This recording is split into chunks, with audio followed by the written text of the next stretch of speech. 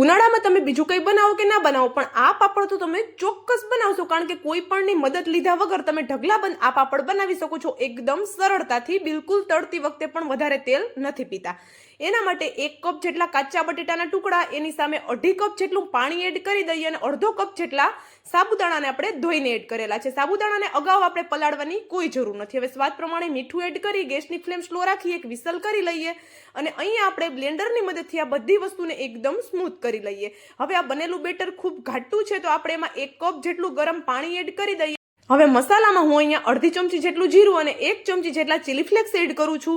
એની જગ્યાએ તમારી પસંદના કોઈ પણ મસાલા એડ કરી શકો છો. હલકું એવું બેટરને ઠંડુ કરી આ રીતે આપણે પ્લાસ્ટિકની પોલિથીન ઉપર નાની નાની સાઈઝના પાપડ બનાવી લેવાના છે. પાપડ સુકાઈ જાય એટલે તમે એને આખું વર્ષ માટે સ્ટોર કરી શકો છો અને વ્રત ઉપવાસમાં પણ ખાઈ શકો છો. તળતી વખતે પણ બિલકુલ વધારે તેલ નથી પીતા, તો ચોક્કસ રેસીપી ટ્રાય કરજો. એકદમ પોચા રૂ જેવા બને છે.